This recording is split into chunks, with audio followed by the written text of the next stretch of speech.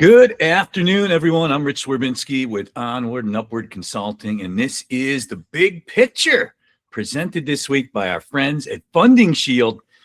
46% of all transactions in December are flagged for some kind of fraud, wire fraud, not slowing down either of the fine folks at Funding Shield. You can check them out at fundingshield.com. Wire fraud, title fraud.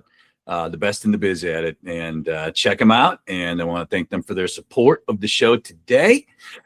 As always, join my esteemed colleague and co-host, Rob Chrisman. Rob, great to see you. How you doing? Where are you at? You got a whiteboard in the background today. Yeah, I'm in a little town called Napa, California. Heard of that?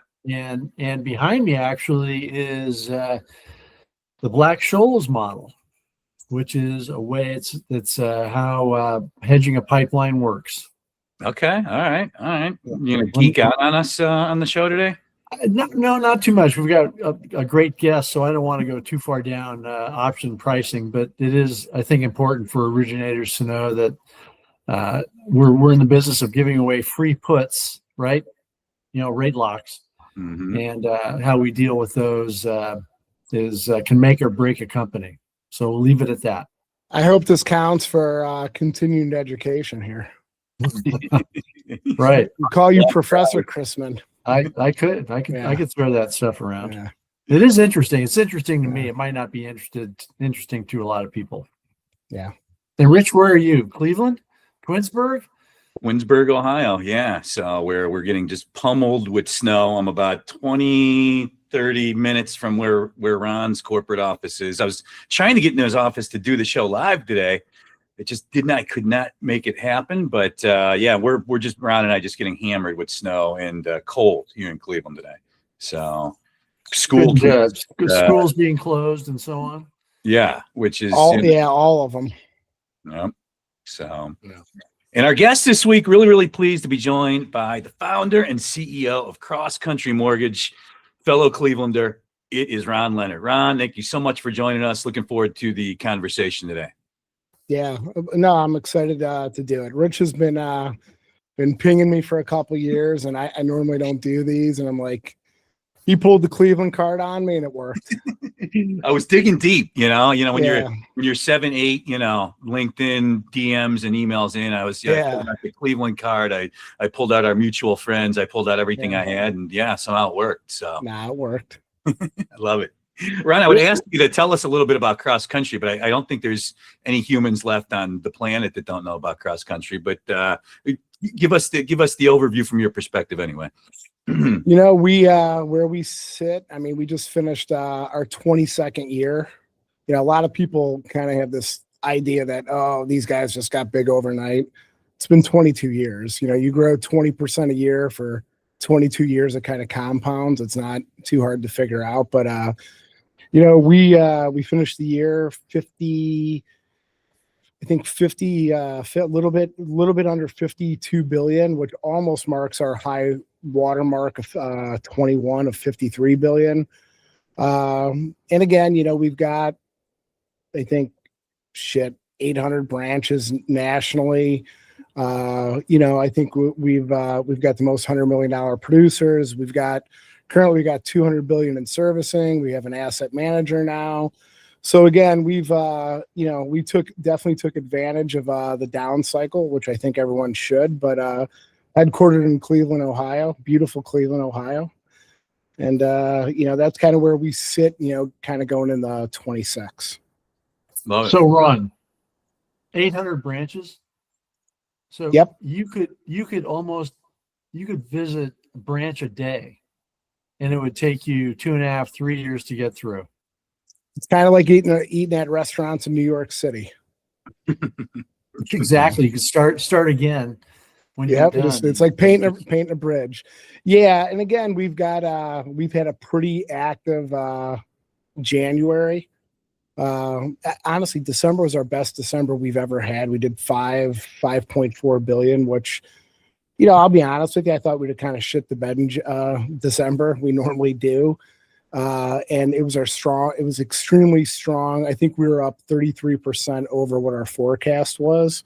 But again, even rolling into January, things feel really good. The first couple weeks of January, recruiting's really good. Lock activity is extremely good. So, I know there's a lot of people who think it's a down market or a tough market. That's not what we're seeing. Well, Good. great companies grow market share through bad markets, and back-to-back number one retail lender in America. Is that a little surreal? We're back to back to back. Back to back. I should know that. Yeah. But Can't say three-peat, right? Pat Riley might sue us, but yeah, no, it's been this is our third year in a row. I mean, I kind of look at I go back to like the great financial crisis, and I feel like the lessons that I got taught the hard way kind of helped us through where we're at today. I said I would build a war chest, a balance sheet that, the business is completely a balance sheet game. And those who don't understand that shouldn't be in it. You can't grow if you don't have a balance sheet. And I've grown substantially in every single down market. And I tell everyone, anyone could look good in this business in a good market. Anyone. If you want to see who's a really good operator, look at bad markets. And I think that's where I get, like I would say, I'm more aggressive in bad markets about growth and trying to take steps up, kind of reimagine what the company should look like. And again, it was a good pause for us coming out of 20 and 21 to circle the wagons and and launch. And like I said, I'm good if the rates stay where they're at. It doesn't bother me. Chat's already fired up. A question from our good friend Bob Niemi. Any truth to the rumors you're in the mix for the Browns head coach? Now, CrossCountry, a huge partnership with the Cleveland Browns. Hopefully, they at least have you in the mix to assess candidates, based on their track record. I mean, listen, I give an unsolicited opinion, right? Like, I actually went to college with the COO. We're good friends. Oh, cool. So it was kind of disappointing to see Harbaugh go to, I think, where'd he go? The Giants today? Giants, Whatever. yeah. So hopefully they get it right. We'll see. But we'll see how that all plays out. So I wanted to ask Ron before we get into current events. Ron, you mentioned when first asked about how business is, you mentioned dollar volume. And I know that the NBA and different CEOs and owners I talk to tend to be moving towards units. Are you comfortable with where you are unit wise as well? Yeah, we are. I mean, listen, I'm sitting in Cleveland, Ohio, right? I grew up, banging out $60,000 loans, right? So the only way you were able, and I was number one at the company I was at prior to this, and the only way you could be number one in volume was unit based. So this company is built on units. And I think our strong Midwest presence, I mean, I think yesterday when I looked at the lock volume or some of the numbers, it was like, we're like low 400s. And again, I can tell you there's people out a lot higher. So how we run operations and do everything is based off of units, not volume. Right. Yeah. Yeah. It makes all the sense in the world. Well, Rob, the news of the week, as always, no shortage. And, we've been waiting for this. I've been predicting, I thought this would come months ago, kind of, the Trump admin getting the housing and starting to throw some ideas out there. Of course, last week we got the institutional buyer ban proposal idea. A couple later in the week, the plea to put a couple $100 billion of Fannie Freddie cash into the MBS market. Commerce Secretary Lutnick met with the home builders late last week. We have a fresh Jerome Powell DOJ investigation. And then Bill Pulte came out yesterday and said that, the admin's looking at an array of 30 to 50 different ideas right now to help housing affordability, kind of targeting the World Economic Forum in Switzerland later this month. And Trump's speech there is what seems like where we're going to get whatever is coming next from the housing administration or the Trump administration on housing. So, Your thoughts on the transgressions of the last week or so? Did you say transgressions? Is that a real word? That is, but it's not. That doesn't Is it imbue the improperly- announcements very favorably. That's Cleveland. That's Cleveland talk for you. I knew Anytime what he that meant. Cleveland they use anything over 3 syllables, you gotta Yeah. fact check it. Yeah, that's something a lawyer would be talking to the defendant about. Your transgression. You left off the proposal for a 10% cap on credit card debt. As the executive director of the Ohio Mortgage Bankers Association, I can tell you that, some of our bank members are not happy about that proposed legislation. So, let's talk about why they aren't happy, and that'll lead to my answer on some of the other questions here. So, why aren't they happy with that? Defaults. that default, it's a high default product. I mean, it's got to have a higher rate. But I think, I think beyond that, I think they're worried like what could be next, right? If it was just credit cards and capped at 15% or something like that, I think it's the fear of maybe other things and the slippery slope part of it, but it's all fresh. Yeah, I agree. And Ron, Ron's right there in the trenches with regard to how do I make my company better and how do I expand my market share and its supply and demand, offering a product that resonates with consumers and hiring the people to do that. And supply and demand are a big part of that. If he's supplying something and there's demand for it, CrossCountry is going to grow, or anybody's going to grow. And being a capital markets guy for 40 plus years, I'm a big proponent of supply and demand. And when you start talking about putting caps, look at, rent, or in this case, credit card debt, or telling the free market, in this case, institutional buyers, that they can't buy single family homes. Or when you talk about Fannie Mae and Freddie Mac injecting themselves in the market and buying, what's about a month's supply of mortgages coming onto the market. I really think that the market should behave as they do. The market, we've been dealing with the repercussions of the Federal Reserve stepping in and arguably buying too many mortgage-backed securities, too many treasuries for too long of a period, and what that did to starter home prices, what it did to real estate market in general. And a lot of people say that, well, they shouldn't have done it at all, or they should have cut it off more quickly. And here we are kind of doing that again. Fool me once, shame on me. Fool me twice, shame on you, kind of thing. But I think that the markets tend to correct themselves without somebody stepping in. And Ron nailed it. When you talk about credit card risk, there's a reason why rates are in the 20s. And part of that is default. And so when you say, okay, we're going to cap you out at 10%. Well, if I'm a bank, I'm going to say, well, my default rate is this. Does it really make sense to cap out at 10%? Well, perhaps not. And so I think that is when you get involved with that, setting interest rates, why couldn't the administration set a mortgage rate? How about that? Well, you've got servicers who are out there saying, well, FHA loans, delinquencies are this and foreclosures and that, and we want to be able to price that accordingly.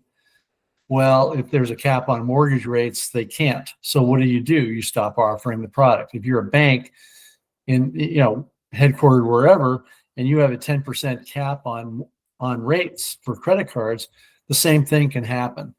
And I think that, and I'll finish up with, I don't even want to go down the Jerome Powell.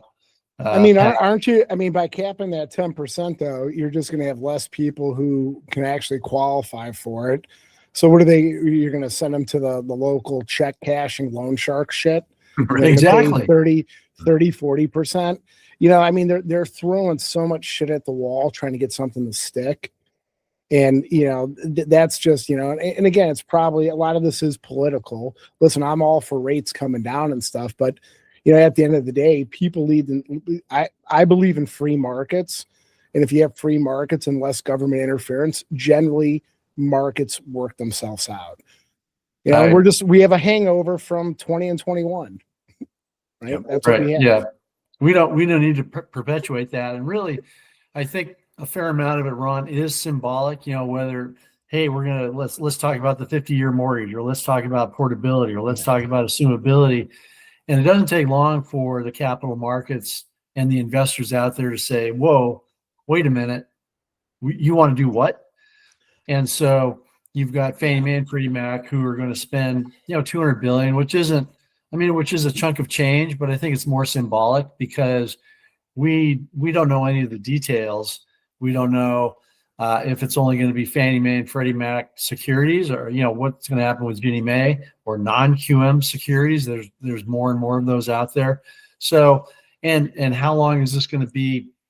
How long are they going to be purchasing? Is this a one shot in the arm kind of thing, or is it going to be, $50 billion a month for the next 4 months? In which case, may not have a huge impact. But I think that what it tends to do, Rich, and Rich, you love this kind of stuff. You talk about controversy. I think it is stirring up conversation, and I think it's attempts at doing things. I got a letter. I'm going to publish it. I don't know if I'm going to publish it tomorrow or Monday or even Saturday. And somebody asked, when the administration suggests these things, is the president going to also potentially impact supply and demand of homeowners insurance or HOA fees or condo fees or property taxes? When is that going to enter into the affordability equation in terms of the administration looking at those things? So there's a lot going on. It's a conversation, and we'll see where things go. I had a call with a senator asking my opinion on the 50-year portability mortgage. I would have loved to reply on that call. And I go, hey, I'll keep his name out. I go, and I'm friends with him. I go, hey, has anyone talked about the capital markets implications? You guys do realize that every one of these loans has a security tied to it, and there's trillions of dollars traded in this stuff. He's like, no. And I go, and even if you guys could figure out the whole capital markets piece, who's going to do the fulfillment? I'm not doing a loan for free. Bondholder's not going to pay twice for the same loan. And that was probably about 30 days ago. And they were getting ready to push that thing out the next week. And so I had him talk to our head of capital markets, our CIO, and he kind of explained to him. And I'm not saying it weighed in on it, but I'm like, is anyone even looking at how to logistically or even try to execute some of these things? A lot to consider, and unintended consequences to a lot of it. So we'll see what happens. It's all starting to come to a head now, and in Trump admin style, they're throwing a lot of stuff against the wall, and I think gauging reaction. But it does seem like later this month we'll get some initiatives and something with a little bit more teeth to it coming up. So one thing that the administration has been known for, and it was known for during the first the Trump 1 years, was the jettisoning Fannie Mae and Freddie Mac from conservatorship and doing yet another public offering to help capitalize them. And I think that they're finding that is much more difficult than they originally thought. It certainly helps Fannie Mae and Freddie Mac to be able to retain their earnings, and has given them a much better capital footing. But actually removing them from conservatorship entirely, I think, is proving very, very difficult. And I haven't heard that bantered about too much in recent months. It comes up every once in a while. I mean, they were talking about it. We talked about that too. I was like, how can you guys even think about putting the only two competitors in a very important space? And let's be honest, there is no private market for mortgages really, because the first sign of trouble, those markets shut down. But and I was telling him, I was like, these guys actually compete against each other. They're extremely aggressive. They're competitive. Their price will jump all around, and I guess sometimes the solution's right in front of you. They need to be released from conservatorship. You need to let business people make business decisions, and let them correct their LLPA grids. And but again, it seems like they're trying to monetize on it. Maybe listen, they're smarter than, I guess, us, right? Maybe they know what they're doing with it, but again, I kind of think sometimes the solution's right in front of you. The Fannie Freddie stock prices both down about 15% since the 200 billion MBS plea. So that tells you those stock prices right now are tied directly to leaving conservatorship or not. So the market feels like that's going to hurt that. And yeah, I would agree with both of you on that. So well, around the cross-country growth story, it's been one of the great stories really in mortgage lending this last decade. And at least from my perch, what I've noticed, you've had some M&A, but very little, really, when you look at the growth that you've had. And you guys do a great job retaining your top people. Like it's been the two observations for me. So, with that backdrop, I would, just some thoughts on what you think has played the biggest part in just the growth of the company this past decade. I mean, I'm going to go back to what we talked about earlier. Like I have a balance sheet, right? And, we keep a pretty heavy balance sheet, and it allows you to be a more consistent company where when you're in a cyclical company, I mean, you can't think that it's, it goes up, it goes down, and you got to be able to weather the storm. And, just like the last couple years, I subscribed to Leaders Eat Last, and I made sure my job was to get my guys through whatever market we were going through, help with pricing, concessions, you name it, give them the products. But, that's part of it. And I think that we also give LOs and branch managers the opportunity to kind of grow. I always like to think that you could reach your highest mortgage potential with us. And listen, everyone has a different ceiling. Everyone has different aspirations. But depending on how big you want to grow, I feel like we've done a great job of watching guys grow. I had a guy come in from Jersey, 2 years ago, small company, right? Because you'll hear you guys are too big. I don't want to be the little fish in the big pond. And I always have to remind people the fish only gets as big as the pond, right? And they were doing like 30 million a month. And he is fully taking advantage of it where he's up to doing 145 million a month, right? As a group. So I believe in partnerships, and I think we're just a lot more transparent with everyone. Again, I'm heavily involved. My executive team is involved. And, we don't have the typical, I would say, retail sales structure either, right? Like, I don't believe in it. Like, I closed loans for 17 years. I know my shit. Like, I can go directly to a guy in the street and get great feedback. And, I've got a great group of executives who are really cut from the same cloth where we lead from the front. And I think, people, that's what people are looking for. And again, we've made massive upgrades to all of our departments. I mean, we have an asset manager now. We got in the servicing. So I don't believe us as a company, we have any weak links. And I think we're a great company, for people to work at and actually enjoy. Because again, at the end of the day, you still have to like who you work with and be treated fairly. And that's what we do. Hey, Ron, I wanted to ask you, obviously you wine and dine, for lack of a better term, potential branches, potential recruits. I mean, a good chunk of your week is spent probably on the phone or at dinners or lunches and so on. Why are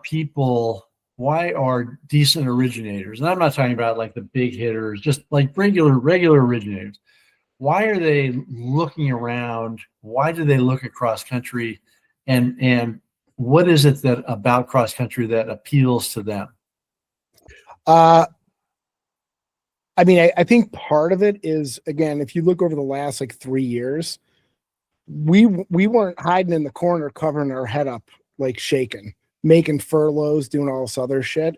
We grew through it. I think people are attracted to some sort of safety and platform. It's word of mouth, right? We just actually started recruiting from corporate, where we hired corporate recruiters. Our growth for all these years has come from our branches or referrals. The amount of people I've reached out to me on LinkedIn. And again, I think it's people, they hear about our products or our great marketing support or operations, you name it. I think that's part of it. And I think people are generally looking for an opportunity to grow, right? We have a lot of growth stories like the one I just told you. And I think that's part of it. Now, listen, you'll hear some of my competitors say, oh, they're just looking for a check. those same competitors are actually paying more now, putting 5-year terms on it and shit like that. And again, I also think that I'm a pretty straight shooter, man. Like, we're going to over deliver all the time. And I think that's the reputation we've gotten as a company. And I think that's what people want. I mean, we believe in branding the LO. We've been doing that long before other people started coming up with their own brands, right?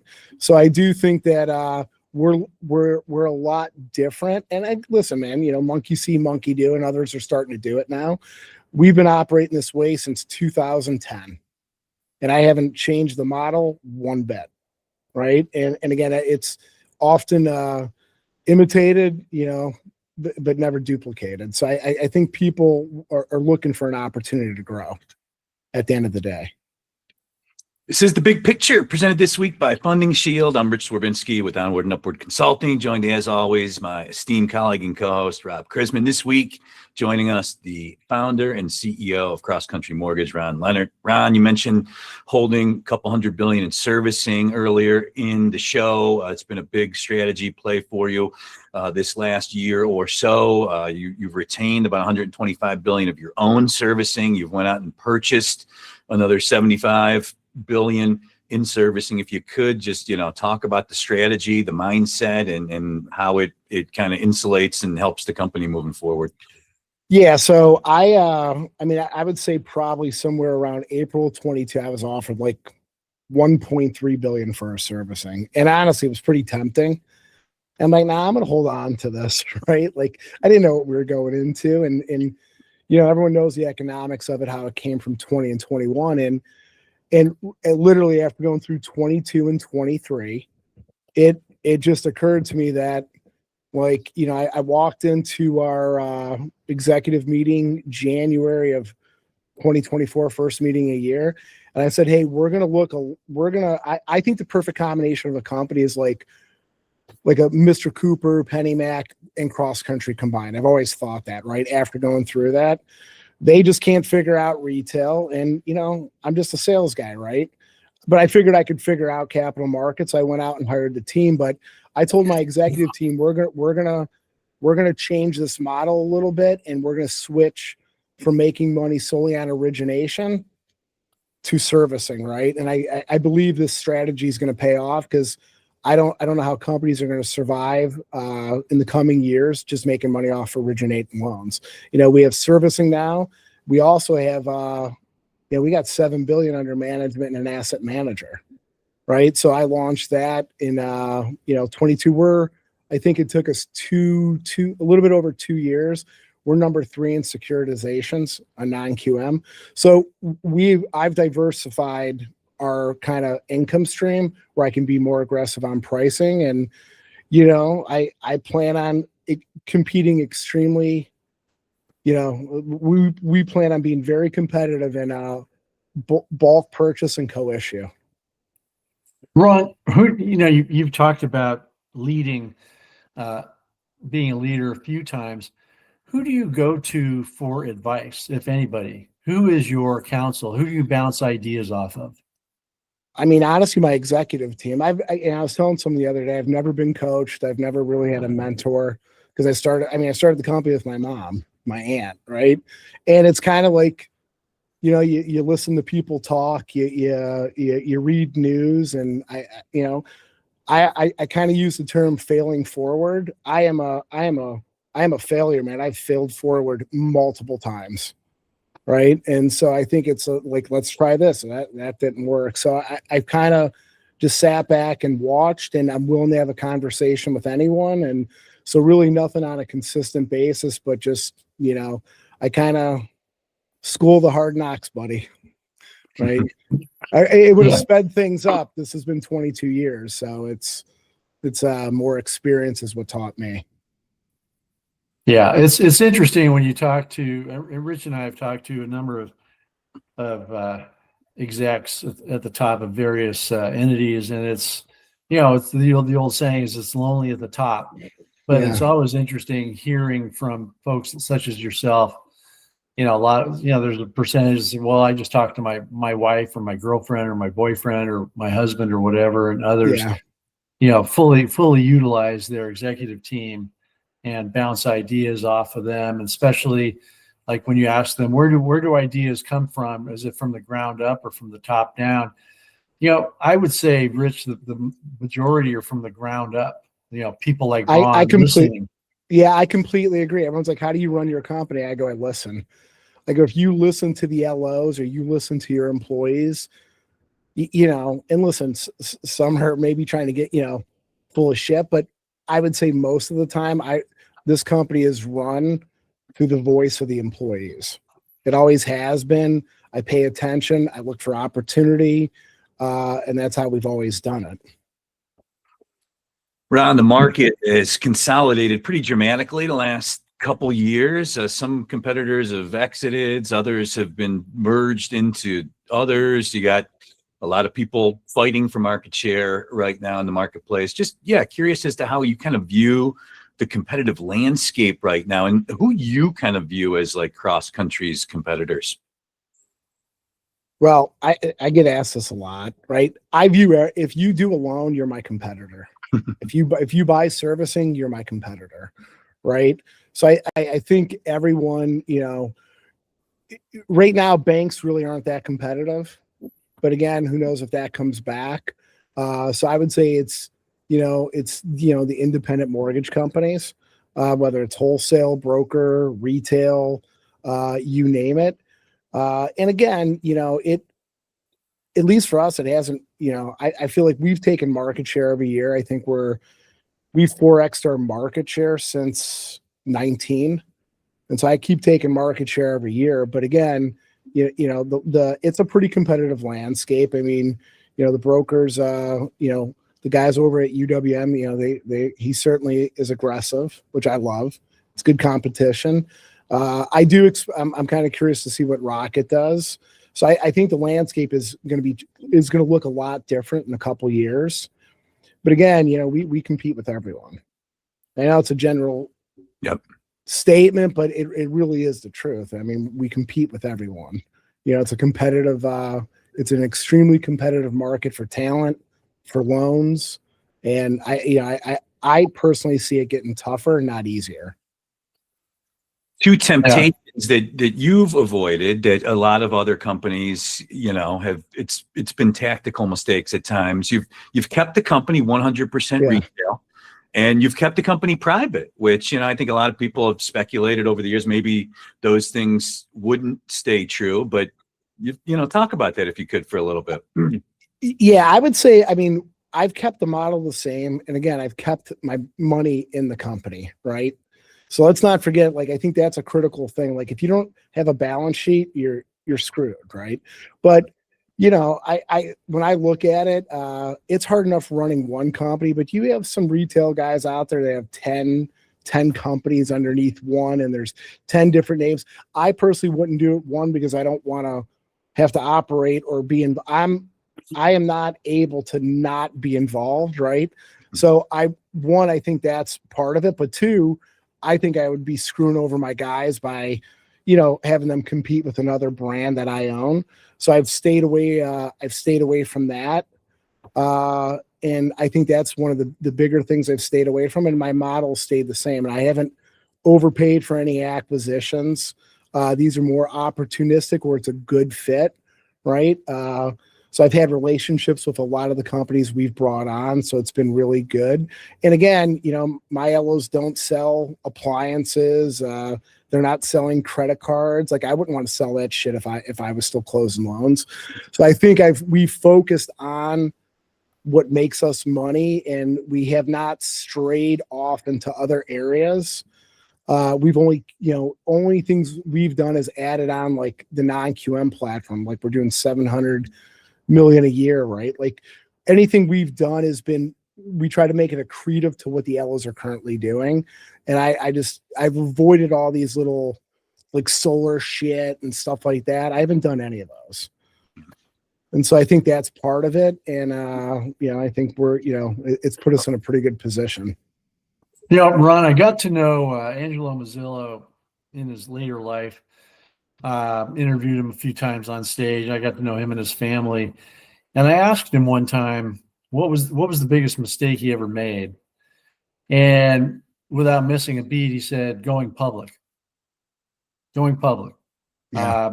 He said, you know, when you're public, it's a whole different ball game, and you have a time horizon that is measured in months rather than years. And Yeah. if you want to make changes to your company that you know looking into the future will benefit the company, but you've got stock analysts saying, well, what's the return on that in the next quarter? Yeah. It changes your outlook, and he regretted that for the rest of his time. Yeah, I get asked a lot about going public. Like, I mean, I just had someone yesterday. So the rumor is you're going public. Like, and again, it's the same 3 or 4 competitors. Like, who gives a shit, right? But I have, like, you never say never, but, our focus right now, what we've been able to do is we've been able to up our game in the capital markets on the securitization side.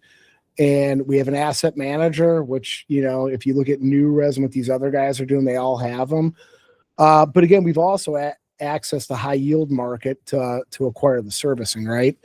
And we got extremely good pricing. If you check it out, our bonds are trading well over par, and we'll probably keep accessing that market. So I don't really see any real need to do the public route to finance these, to kind of finance what we're doing with servicing. It's been really, the high yield market's been really good to us. Yeah, good. The credit. Rich, do you want to? We've got a plethora of questions. We you want do. to tap into that, Rich? Yeah. Let's see what we got in the chat here. There's let's see Brian Handel, go Giants. We know Brian loves the Giants and happy with Harbaugh. What else do we have in here? Government not understanding mortgage. I would agree with Ron's take. Get them out of conservatorship. Explain the math on the $200 billion, what impact it has on the GSE's fiscal health. It makes it, Audrey, I think impossible or even more difficult for them to go public. I would just look at the Fannie Freddie stock price there if you want to know the likelihood of the GSEs going public. Congrats on the growth, Ron. Do you service all the loans in-house or with a sub-servicer? Now we use a sub-servicer. We have 2 of them right now. We'll be moving them from one of them because they're in the middle of an acquisition. But we have 2 different sub-servicers currently. Aspirationally, it's like one of these things like, when can I bring it in-house, blah, blah, blah. And again, I heard it used to be 100 billion and we're at 200 billion. We're kicking tires. We're pretty happy with our main sub-servicer, but we will be transferring from the other one. Interesting. Okay.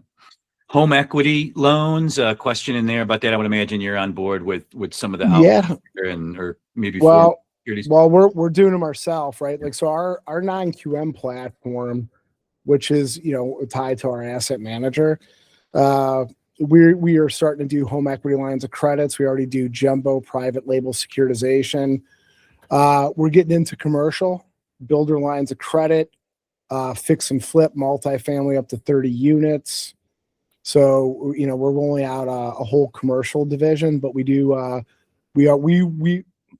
should say we should be securitizing our own HELOCs. And again, if you look, I mean, these guys are taking way too much money on it, and it's a good opportunity to push it back to the branches.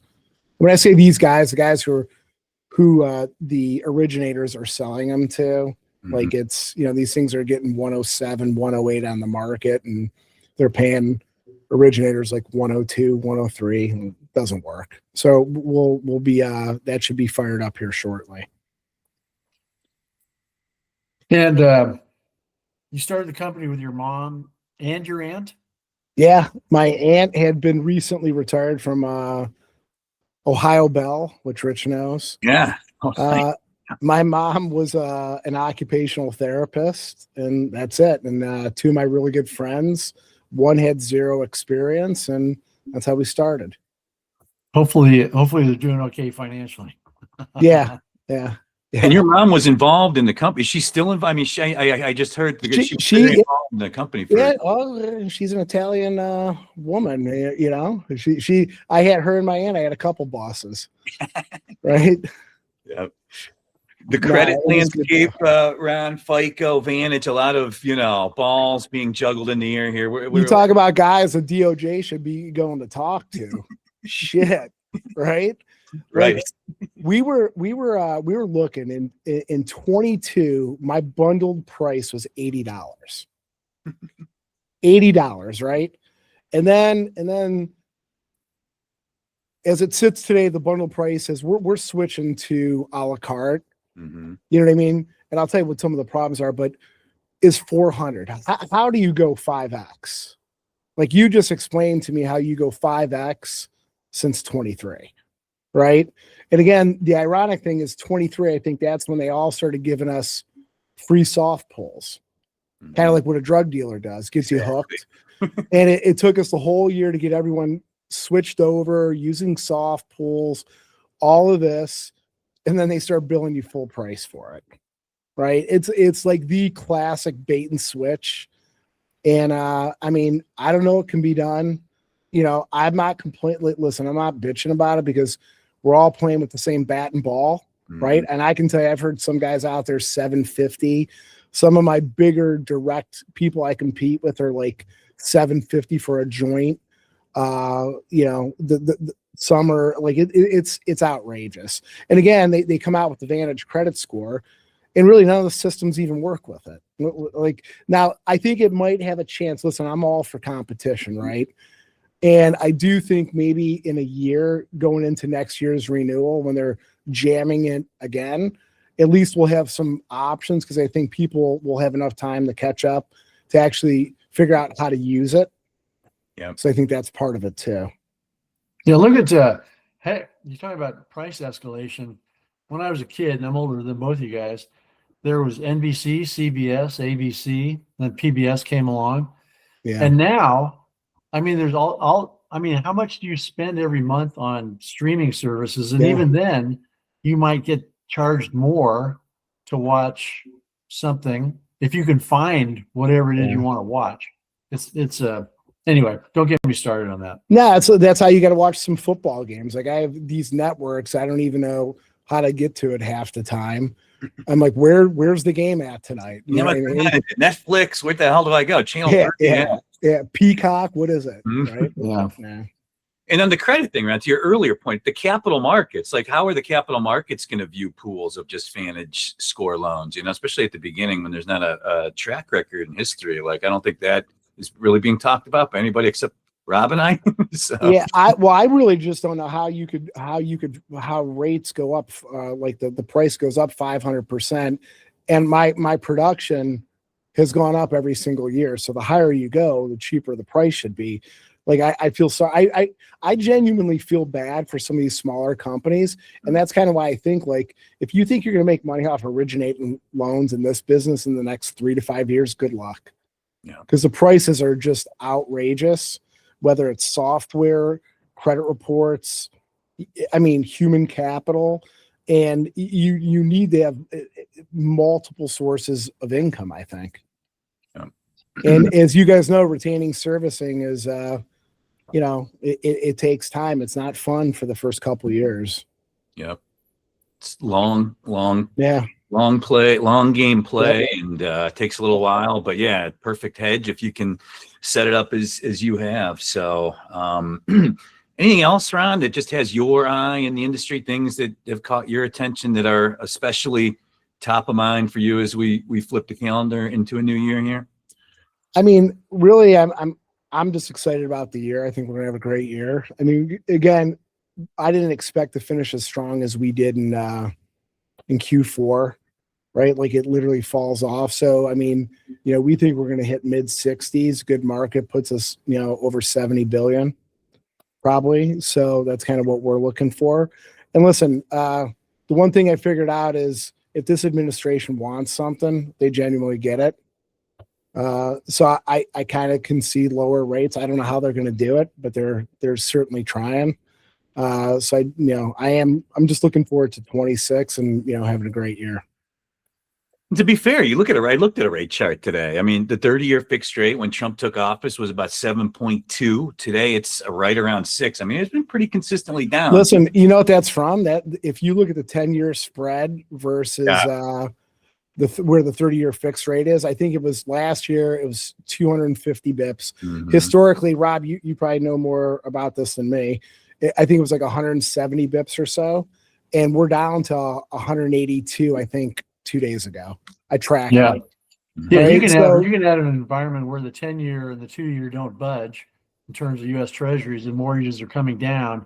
Rich, I mean, what was the 10-year? You talk about mortgage rates when Trump took office. Where was the 10-year? Do you remember? Because it hasn't really done a lot. It And has. Ron's right. But And he think said about it. In 1 year, we lost 70 basis points to rate. Yeah. mortgage Yeah. rate, Straight to yeah. rate. Yeah. And again, if they can fix these LPA grids to where they're more risk based, which they should be, I think you can get rates down there as well. Because I think long term, I don't really see the 10-year moving. I mean, this country, we owe a lot of money. Yeah. It's true. So I think it's going to take time. Well, Yeah. Ron, this was great. We really, really appreciate you coming on. Really enjoy the conversation, getting your perspective on everything that's going on in the industry. Congrats on all the success and the growth and the strong finish to 25. And just really appreciate you taking some time with us here this afternoon. Yeah, no problem. I appreciate it, guys. Rich, you got to All stop right. down. As I'm gonna make that Okay. stop into the office. I'll get with you and Laura, and Okay. and next time we do this, I'll do it in the office as well. But yeah, I'd love to get down and see the new. I have not seen your new HQ, which I've heard is. I guess it's not that new anymore, but I've heard it's Yeah. fabulous. So It's a couple of years old. Yeah. Cool. All right, guys. Have a good week. all right, Thank you, everyone. Ron. We'll see you Thanks. next week. Thanks again, everyone. We'll see you all next week. Take care.